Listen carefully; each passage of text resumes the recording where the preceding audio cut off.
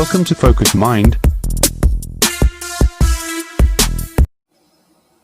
Next question is from Manisha.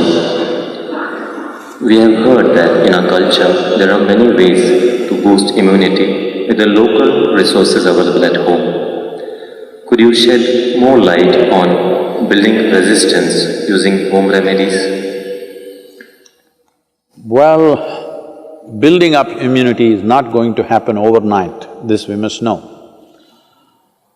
Generally, I believe, for a variety of reasons, looking at the lifestyles, looking at the food patterns, I think this must be checked, this must be medically checked.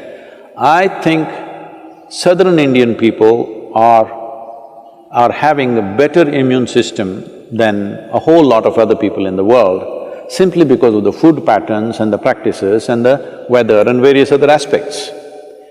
You must understand, in a tropical climate, there are more life forms than anywhere else, including microorganisms. The number and the variety of them is very, very high. So living in this land itself, the system becomes more resilient because we are exposed to these things all the time.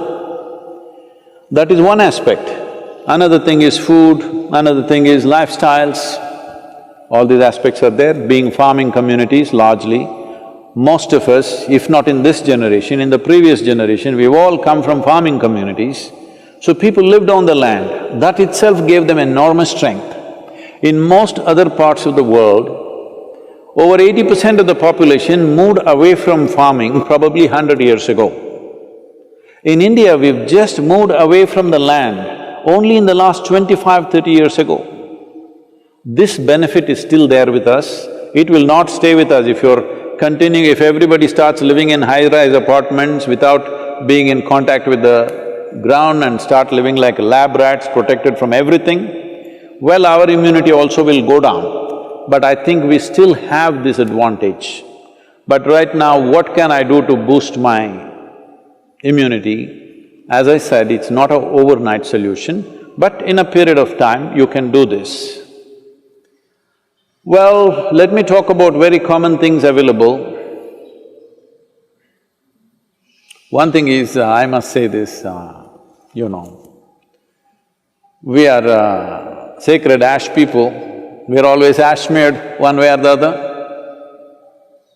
There are different types of ashes, if you know how to use it. I can't go about giving you instructions of this over the on the web, but if you learn to use it properly, it helps. Neem is available almost right across the country except in the mountainous places. Daily consumption of neem leaves. Turmeric is anyway available. Now they are making what is called as nano-turmeric, where the absorption rate is way higher than the normal turmeric, which also greatly enhances your immune system. If you soak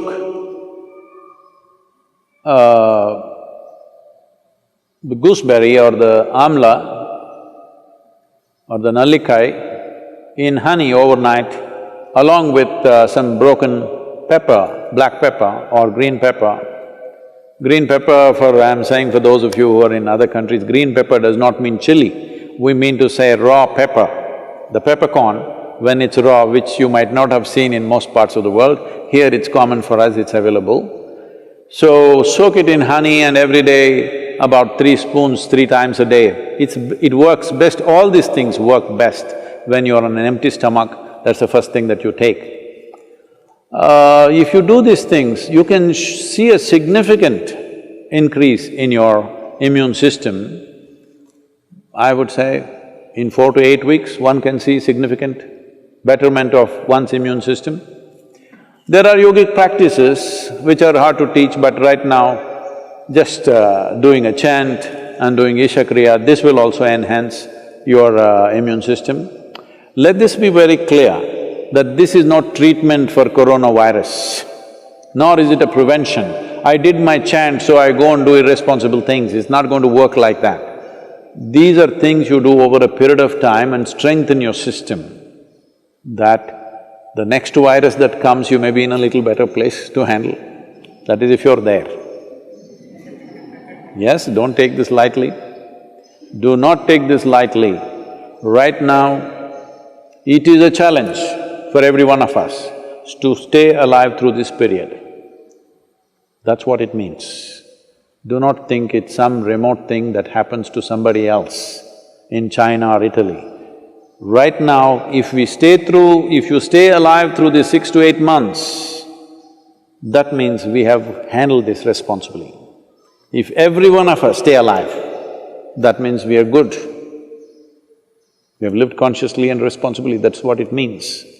This is what unfortunately the governments have to enforce by force, because a whole lot of people don't seem to realize that this is necessary, and they think this is some fiction. This is not fiction. This is an imminent danger that we need to handle properly.